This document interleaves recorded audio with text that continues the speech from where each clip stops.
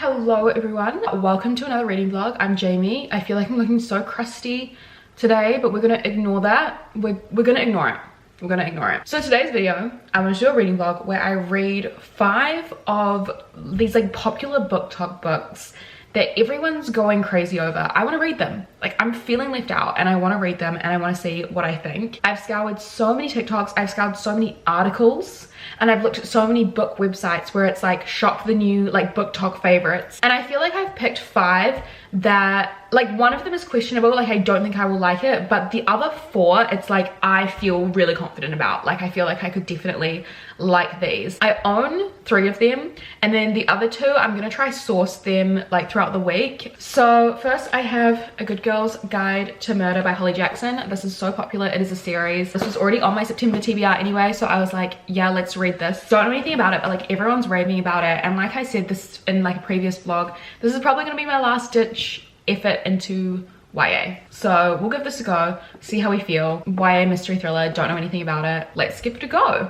And then I have my Year of Rest and Relaxation by Otessa Moshfegh. I've read something by Otessa Moshfegh before and I quite liked it, but this is the one that's really popular, that got everyone talking. So sorry, my camera crapped out on me. It's been doing this so often recently, so I'm sorry if things have changed, but I believe I was talking about this and how this is on my TBR. Hot girl vibes. I want to read it. I feel like this is, no idea what it's about, but like literary fiction vibes, set in New York, unlikable main character and unreliable narrator. I feel like this is definitely very much up my alley. And then, okay, I bought this for like a reading vlog challenge that I wanted to do earlier in the year, and then I stopped making videos, so I never like made that video, but this has been so highly recommended to me in so many of my YouTube comments, and I do not know why, because I don't think I'll like it, but if I'm ever gonna read this book, it's gonna be for this video. Like, Colleen Hoover, I don't understand the hold she has over human beings on YouTube, you know? Like, I'm not gonna lie, I liked Verity. I liked that book. I thought it was a good thriller, but the romances, and I don't think I'm gonna like this, but you know what? I know that it's about a toxic relationship and it's a romance, so we'll just see what happens. And I feel like I couldn't do this video without including something by this fucking author, because everyone loves her so much. So let's give it a go. The thing is, I want to be surprised. I want to like it. I want to be surprised by this book. I just don't think I will be, but I'm gonna go in very open-minded. And then the other 2 books that I'm going to pick up and buy this week is The Silent Patient by Alex McCallides. I love thrillers, and I really liked The Maidens, which is Alex McCallides' other book. I know that the books are somehow connected, but you're not supposed to like read them in order or anything. It's not a series, but I know the worlds are connected. So I do really want to read this book. I have high hopes for it, and I think Alex McCallides is a very good author. And then the second one I have is The Atlas 6 by Olivia Blake. I believe this is somewhat fantasy or magical realism. I know that there's some fantastical elements in there, and I know that it's about like an elite society, like a bunch of people. This has also been very highly recommended to me, and I feel like this just fit in with the video, with the vibes, and I feel like this completed my very exciting TBR. I've got these plus the other 2 books that I mentioned, which I'm going to be reading to see my thoughts and opinions on, see if I like them, and see if booktok is worth the hype. I feel like I've read so many popular booktok books, but you know, there's a few that I haven't, and I feel like let's give these ones a go, you know, let's give these ones a go. So now what is the first book I'm gonna start? I'm obviously gonna start one of these first. I think I'm gonna start easy with A Good Girl's Guide to Murder, just because I feel like I can get through this fast. A YA thriller, like it was on my September TBR anyway. Let's start with this one. So I'm gonna start this one today. I'm gonna finish doing some chores. I might film a video, but I'm gonna finish by doing some chores, and then once I've like done everything I need to do, we're gonna make a start on this, and we'll see if booktok aligns with my taste. We'll see you soon. I hope you enjoy the video. Okay, so I've started my first book, but I have not read much. I'm on page 31 of A Good Girl's Guide to Murder by Holly Jackson. This so far is good. I'm only 30 pages in, so it might change, but basically we follow our main character Pippa, who is doing a school project on investigating the murder of Andy Bell. This is back like 5 years ago, and it is believed that she was murdered by her boyfriend Sal, who is an Indian boy who then actually committed suicide right when it was suspected that he might have killed his girlfriend. So Andy is doing a school project on investigating this because she believes that Sal Singh is innocent. So far there's already been some very interesting discussions. For example, back when the case first came to light and it first happened, there was a reporter that kept mentioning that Sal was an Indian man, like there was some racism going on there, and our main character Pip is kind of calling that sort of stuff out as well, which is great. She seems like she's got a very good head on her shoulders. I also find it very interesting that this girl Andy, who was the girl that was killed, she actually just went missing and no body was actually found, but she was legally pronounced as dead. So I have a theory. These are my theories. I believe that Sal didn't do it. I believe Pippa. I also believe that Andy is still alive. I reckon Andy's gonna come out of the woodworks somewhere. I reckon. I'm only 30 pages in, but I'm pretty certain. If there's no body, no crime. I don't know, that's what I'm thinking so far. In between all of our chapters, we have like bits of Andy's like school, of Pippa's school project. Like there was a map that we just got to see in between these chapters. I'm actually finding the school project at the moment more interesting than the chapters about like Pip just living her life, because I'm really fascinated by the murder case, but I'm sure that like they'll start coinciding. I just feel like the chapters about like Pip's life, it's like her helping her friend with breakups and like her like talking about her family, and it's like I want to hear about the murder. I do want to hear about the murder. But I actually am finding my brain keeps drifting off at the moment. So I'm gonna make a coffee and do some editing. I feel like because I have so much editing to do, I can't focus.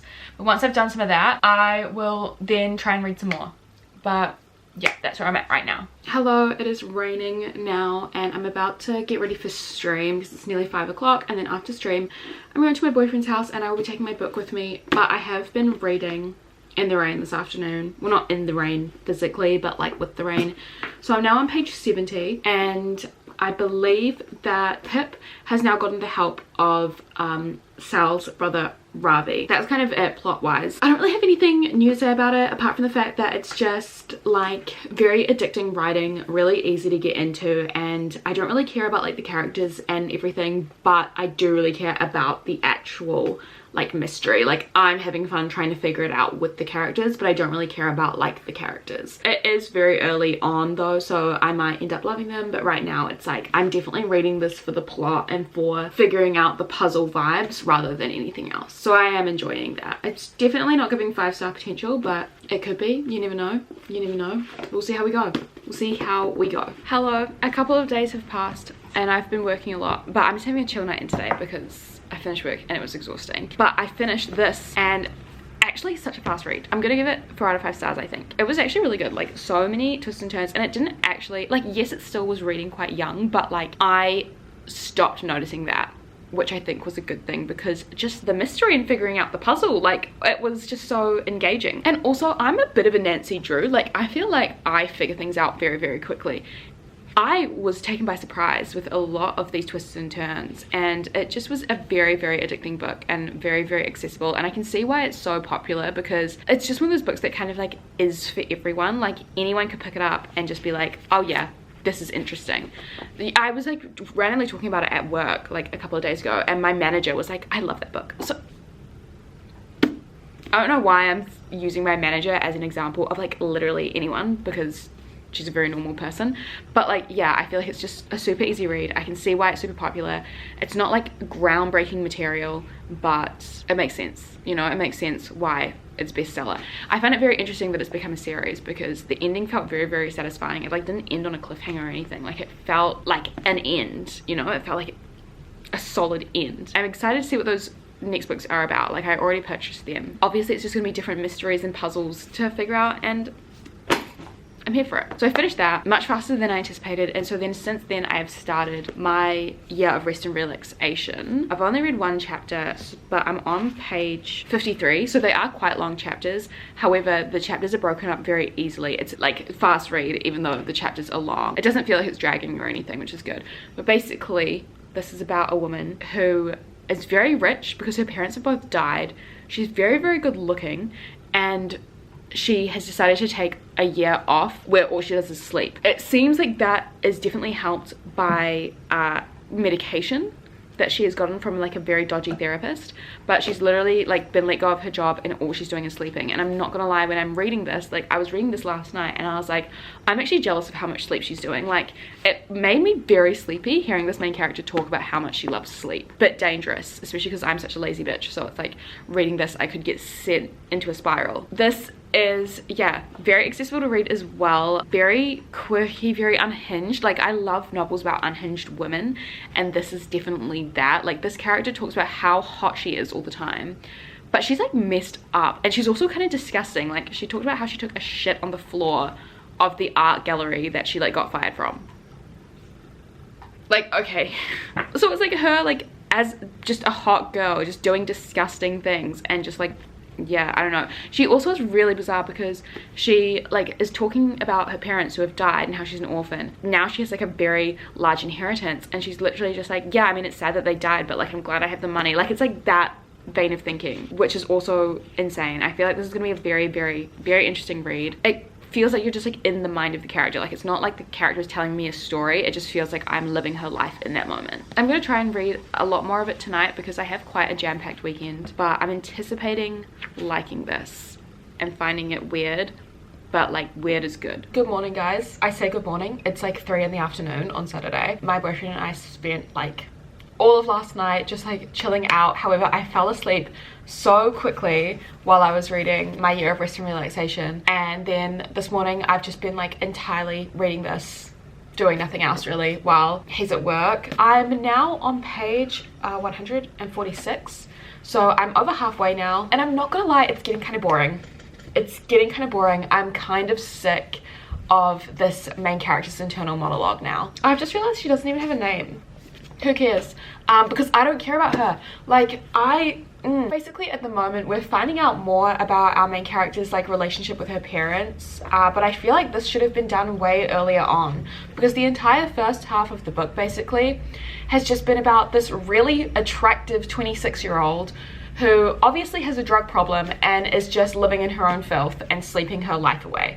That's kind of like all the book has been, and so it actually doesn't make for a very interesting novel. Right now our main character has actually left her apartment and she's with her best friend at her best friend's like mother's funeral, and that's why our main character is now thinking about her relationship with her dead parents and stuff like that. But I'm just not really finding the character's voice all that interesting, and I'm getting really bored of her saying how hot she is. Like it's like, okay, cool. Yeah, I don't know, there's all these like obscure movie references, which honestly usually I would find really interesting, but I'm just not. I honestly found Ottessa Moshfe's other novel, which I have read, which is Death in Her Hands, I found that more interesting almost because that was from the perspective of like a 70-year-old woman, so being inside her head it was something completely different. Whereas like I am literally the same age as this main character in here, and like yeah, she's like richer and hotter than me, but it's still kind of like, okay, cool. Like, yeah, we all have the existential dread at this age. Like,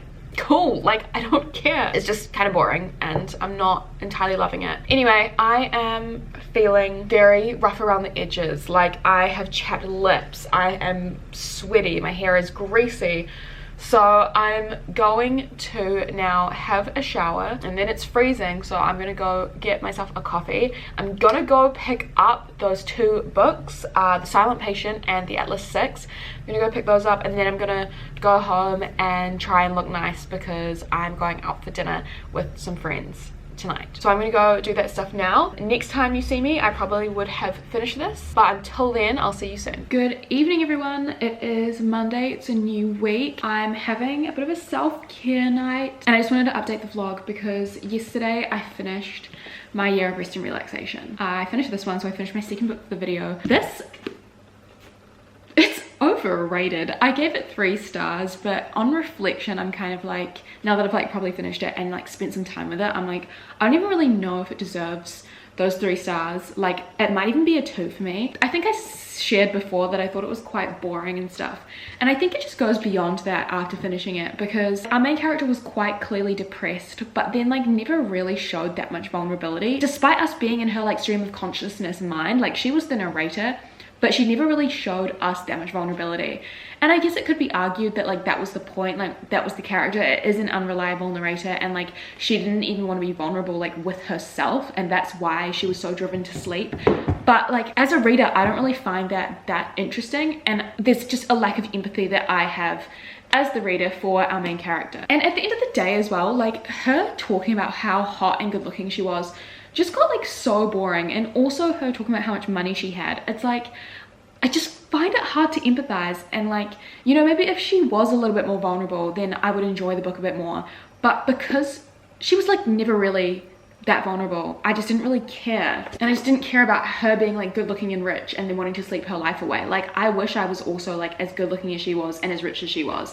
God knows I wouldn't sleep it away. And then yeah, there's also the argument that like even like money doesn't buy happiness, and like beauty does not buy happiness. But like cool, like I don't actually care. I know that rich good looking people can be depressed as well. Like I get that, but I don't really want to read about it. Especially when it's a character who's like seems to be so unaware of her own privilege.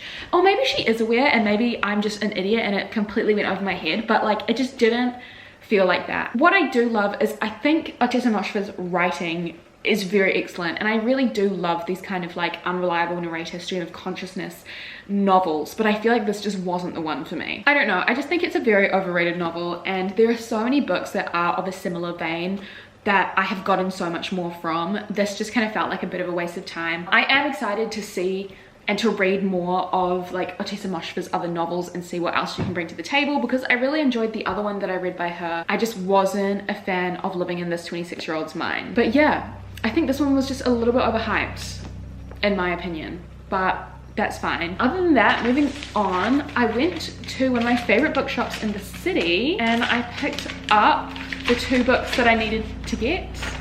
So I have The Silent Patient and The Atlas 6. It's about 5 o'clock tonight, and I do want to do some tidying up just of my bedroom, but after I do that I want to get into one of these books and just try and read as much as possible tonight, because I have a big work day tomorrow and it'll be cool to get some reading done. I think I might go for The Atlas 6. Oh, an illustration moment. Tristan, there's a character called Tristan. Interesting. And oh, is this Libby? It's a character called Libby as well. I don't know anything about this, but I'm keen to find out more, and I haven't read like any sort of fantastical book in a while, so I think I'm going to pick up this one. And then I've also got The Silent Patient, and reminding you all, I still have Ugly Love to read. Don't know when I'm going to read that. I'm going to go do my chores and all that sort of stuff now, and then pick up The Atlas 6, and I'll let you know what I think of it. Hello team, it's now Tuesday. I have a big work day today. I'm about to film some videos and stuff like that, but I just wanted to let you guys know that I have started The Atlas 6. One thing that I want to talk about before I get into the story is something that is very baffling to me, and I didn't even notice when I bought it, but interesting new like publishing like marketing thing is that on the cover it says the must-read TikTok sensation. Not even a sticker. I can't even take it off. Why? Like it just is, I get why. Like I feel like booktok has really taken over, but I just find it interesting. Like it just baffles me that this website that has yes been around for a long time, but has only really been like super popular, everyone using it for the past like 3 years, has now made its way onto book covers forever. Like, I mean, obviously they're not going to be doing this forever, you know, there'll be a new social media website that comes out in 10 years, I'm sure, but like this can never come off the cover of this book. This is going to be like a historical artifact in like 30 years time, and people will be like, oh yeah, TikTok, remember that? I'm being really dramatic. It's probably not going to be a historical artifact, but it's going to say a lot about pop culture that this book has a TikTok sticker on it. I don't even know where I'm going with this. Basically, I just wanted to share that I am 45 pages into The Atlas 6. It's about these magicians. They're called like mediums, but they're definitely magicians. They're people who have magic. They are separate from mortal human people. I'm not sure if they're immortal, like I'm not sure if they can die, but like they have referenced like regular non-magic human beings as like mortals before, so I guess that's just what we're calling them. And this mysterious man called Atlas Blakely, he's inviting the 6 most powerful like magicians of their age group to come join this like elite society, but like I think they have to go through a few tests before they can join this elite society, and it's called the Alexandrian Society. I believe this is going to be like some sort of like fantastical academia book. We've got our 6 characters who are all magic. I'm not gonna lie, the first kind of like few chapters were basically just like different versions of the same scene. So basically it was like Atlas coming and meeting with all these different characters and like telling them about the society. Basically the chapters were just introducing these characters and like who they are and what their special ability is. And then I feel like now we're actually going to get into the thick of the actual plot and see what this society even does. I don't have any favorite characters yet. Like I've just said, we've just kind of gotten to know them. I'd say the one that I'm the most drawn to is a character called Parisa. She has like telepathy, so she can like read minds, all that sort of stuff. She had a really cool little interaction with Atlas, which I thought was really fun and like said a lot about what we can expect of these 2 characters and who they are. When I first was reading it, I thought it was really wordy. Like I was like, no one speaks like this. This is a bit pretentious, like this is a little bit try hard. But that was only within the first like 3 pages, and so once I got over that, I was like, oh actually no, I am kind of enjoying it. So yeah, I have hopes for this. I feel like it's going to be a bit more of a slower book to read than the others. I am excited and I wanted to share the plot with you. I also thought that this vlog would be the perfect opportunity to tell you guys that I'm actually thinking of joining booktok. I don't know. I was thinking of maybe branching out in some of my social medias. I know I literally have 3 different TikTok accounts, like, which is very embarrassing. I have one for my Twitch, one for just me, like just me posting me, and then now my booktok one. So I will leave the link in the description of this video. But basically, what is my username? I haven't even posted anything yet. I might try post something today. Yeah, just Jamie's Library. At Jamie's Library. I've already followed some people, so if you're on booktok and you post book related TikToks, please comment down below your account so I can go follow you. Maybe we can be mutuals. Yeah, I don't even know. I'm excited. I'm gonna try to do that today. I don't know, with this whole booktok journey in this vlog, I've been like, why don't I just join the biggest book social media right now? Like I feel like booktok is really taking over and I want to be part of it. Yeah, anyway, I'm gonna go film my video now, but I will let you know how I go with this. I'm gonna try read more of it today, even though today's a big work day. I will update you with how I go. Okay, hi, so I've only read a couple more chapters of the Atlas 6. Like literally I'm on page 65, but like, can I just say that this is literally giving me a headache. I thought it would get better now that we've done all the character introductions, but honestly it's like still just as confusing. The only way I can describe it is like overwritten. Like some sentences don't need to have this many words. Like it just feels like it's really trying really hard, and that sounds so harsh and so mean, but like that's the vibes that I'm getting. For example, in one of these chapters we just had one main character, one of the 6, like randomly kiss one of the guys, but I didn't even realize that they were kissing until like halfway through the page, and I was like, oh, they're kissing, because it was just said in such a roundabout way. The word kiss wasn't even mentioned until like 8 sentences into the paragraph, and I was like, oh my god, they've been kissing for 8 sentences, but like it's just told in such a roundabout way. Like I genuinely have no other way to describe it. I don't know. I'm gonna keep reading it, but it's gonna take me a long time and it's hurting my brain. It's like actually hurting my brain. It's just annoying because like I had such high hopes for this. Like this is the one that I thought I would probably like the most. Oh well, catch you later. The most bizarre thing has happened. So as I said, this book is like incredibly overwritten. That remains true. Right, that's still true. This book is stupidly overwritten. But then look at what the author has just done. Clearly there's a conversation happening, right? But then instead of like it being like said a character, it's just like in brackets that character said something. Baby, choose one. Choose one. Either it's incredibly overwritten or it's incredibly lazily written. Why is it both? Why is it both right now? Anyway, I'm just gonna keep reading, but like I'm not liking this. I'm so close to DNFing. I'm so close to DNFing and I'm really sad about it. But, oh my god. Good morning.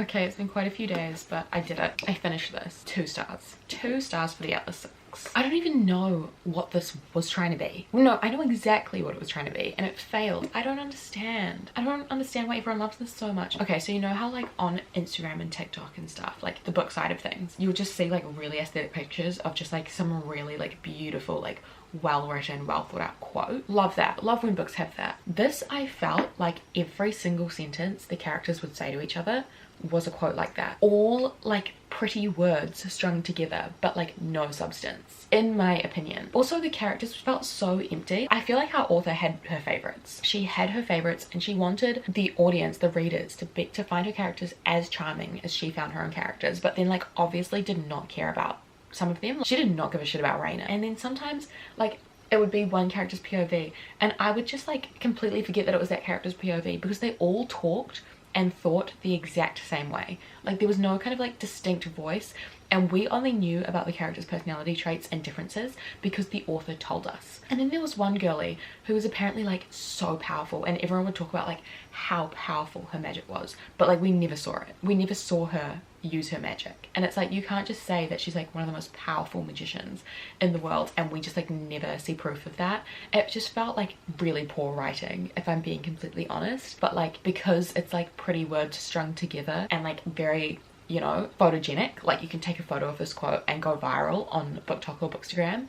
Because of that, I feel like everyone loves that book without really acknowledging the fact that it like doesn't have any substance. And then there's supposed to be this crazy plot twist at the end. It really wasn't that exciting or that crazy. Like it was just like, okay, cool, like yeah, that makes a lot of sense. I don't know, I just feel like this idea in this book like had so much potential, but it just really didn't meet that. Also, there was a random threesome that came out of nowhere. I just don't understand the hype. And honestly, now that I'm like talking about it, I'm like 1 star, not even 2 stars, 1. I'm done with it. I'm done with it.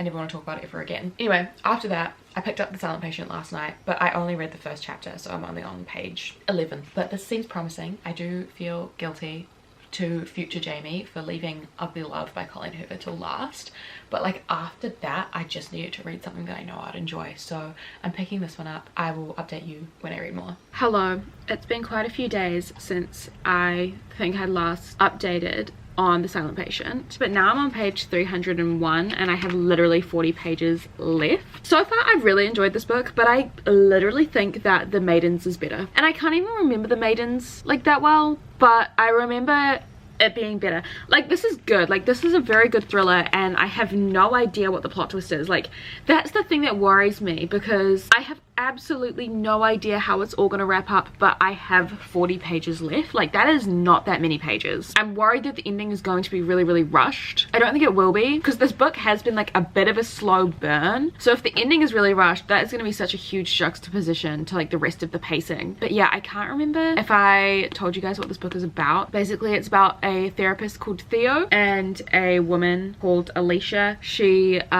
murdered her husband and then just like never spoke ever again. Literally not a word left her mouth. Like she has just been silent, even in the court trials.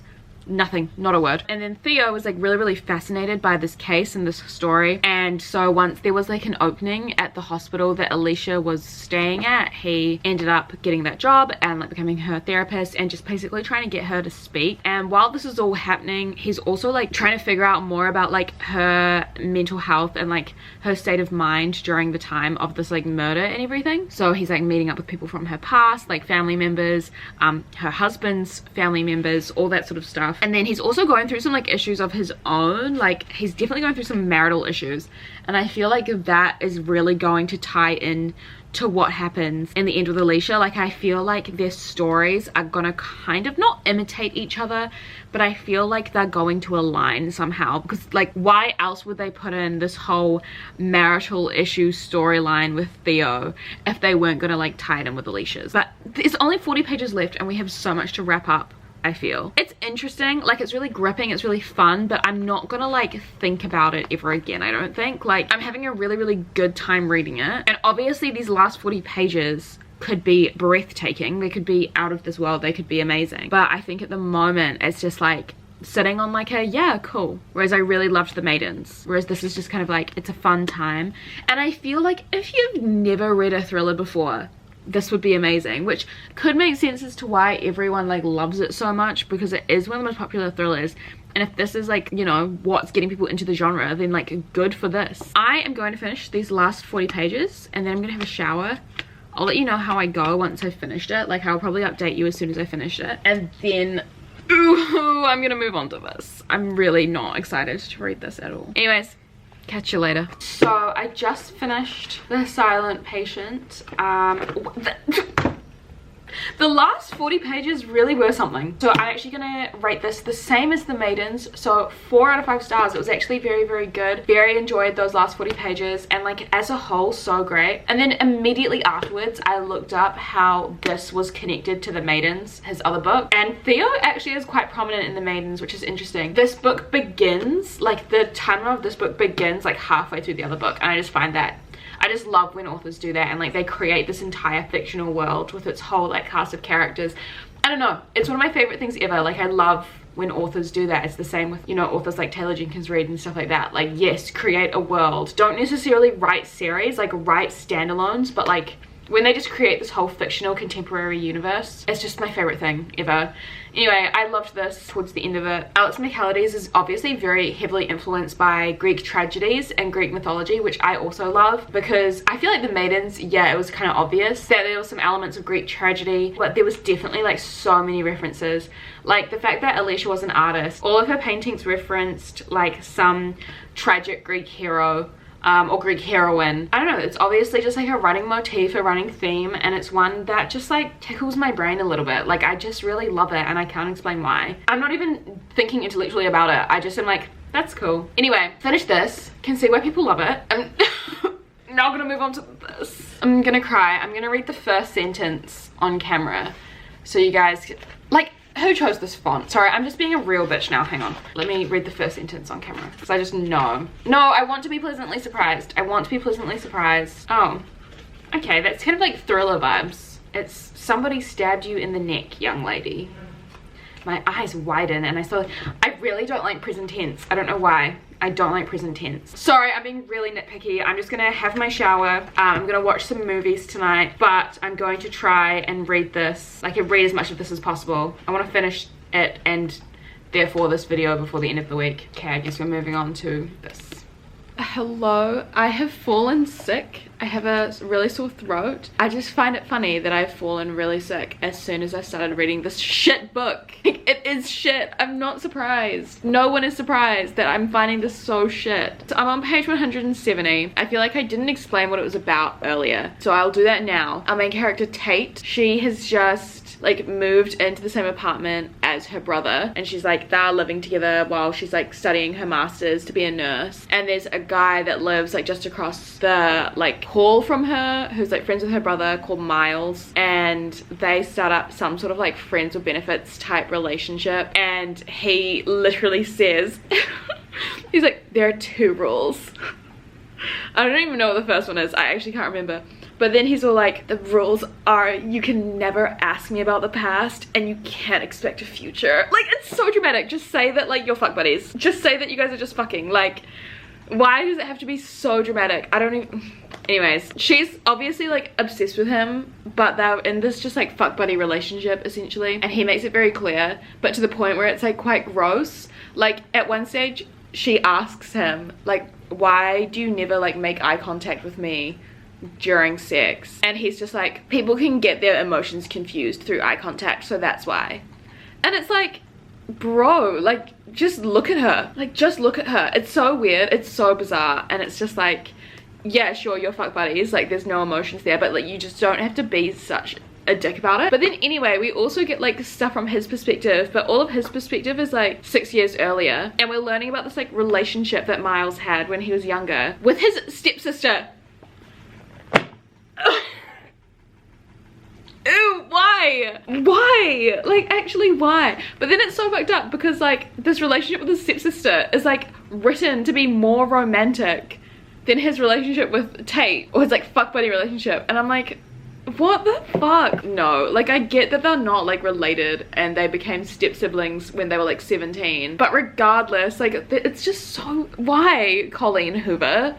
Miss, why are you doing that? It's also really gross because Tate, our main character, she's like so obsessed with Miles, like so obsessed with him, even though he's all like don't ever expect a future. She's still just like head over heels for him, like letting him walk all over her, do whatever like he wants. It's just really annoying to read about a main character like that, because it's like, stop being such a simp. Like, it's just boring. Also, he's like not even cool. He's like literally not even cool. Like, I've heard there's like some huge plot twist. I don't know what that plot twist is gonna be. I really hope it doesn't have anything to do with the stepsister, but like I don't know why we're like finding out about the stepsister, so I imagine it probably does.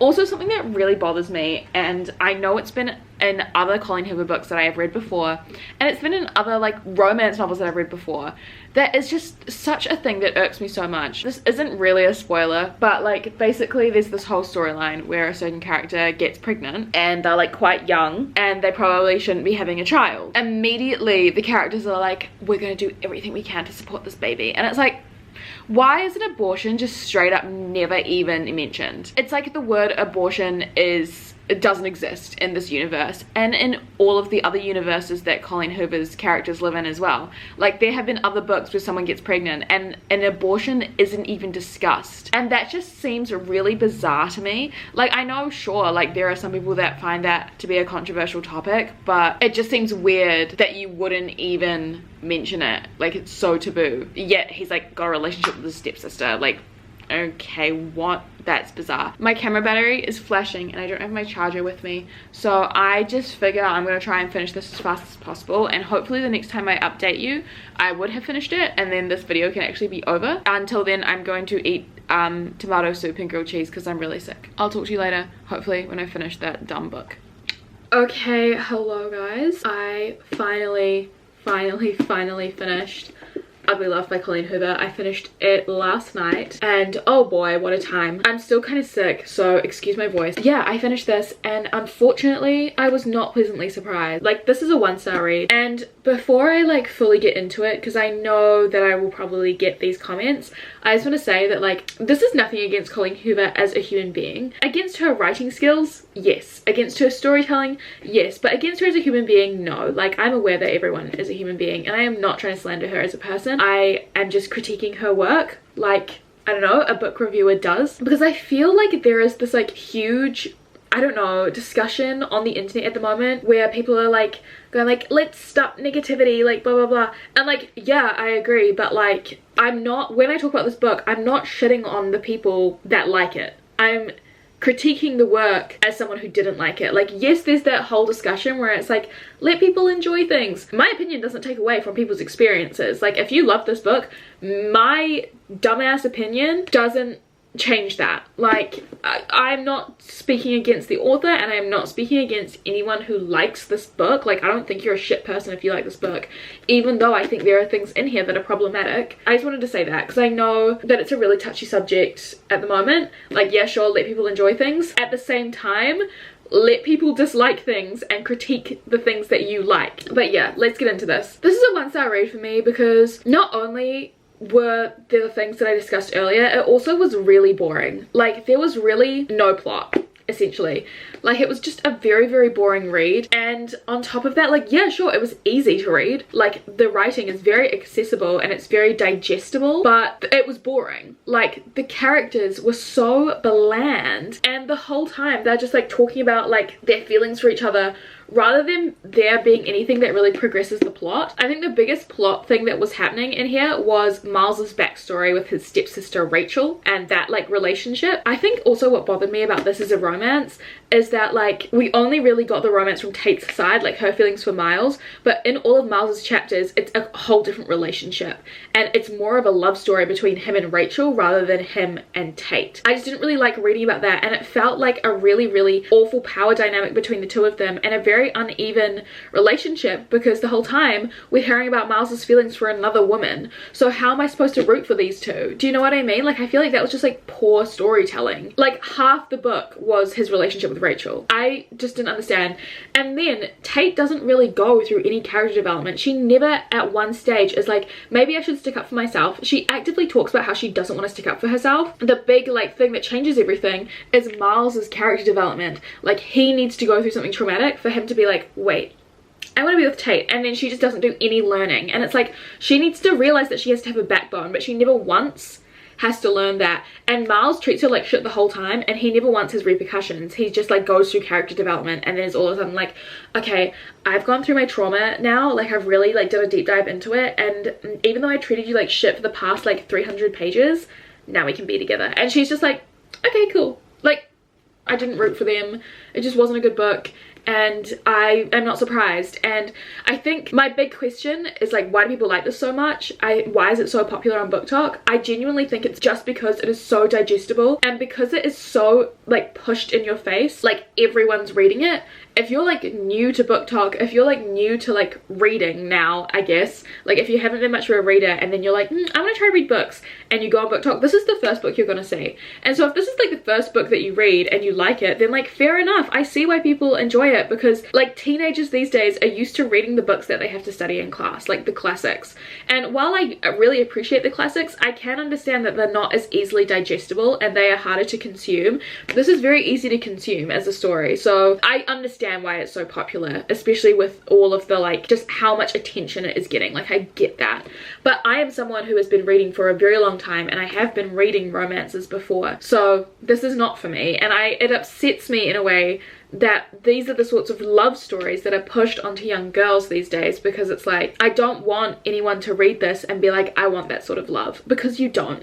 You deserve better. And so did Tate in this novel. Was she like an absolute wet blanket? Yes, she was, but she deserves better. She deserved better. I also know that people can take one look at my Goodreads and be like, but Jamie, you rated Punk 57 5 out of 5 stars. And yeah, I did.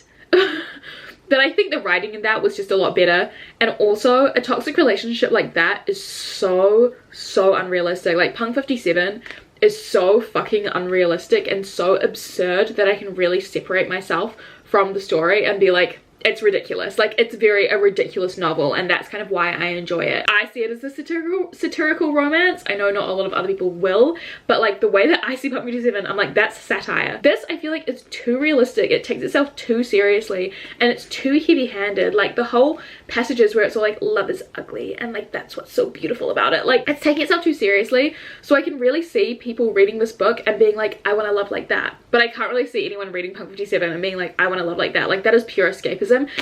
Men act like this in real life far too often. It's too realistic. Yeah, I don't want to talk about this anymore. I don't want to waste my time on it. I feel like I have given it too much airtime, and yeah, I just don't think it's worth the hype. But if you guys loved it, fair enough. Like, good for you. I'm happy for you. So let's do a little final wrap up. These are the 5 books that I read to see if they were worth the hype. The 5 BookTok books I read.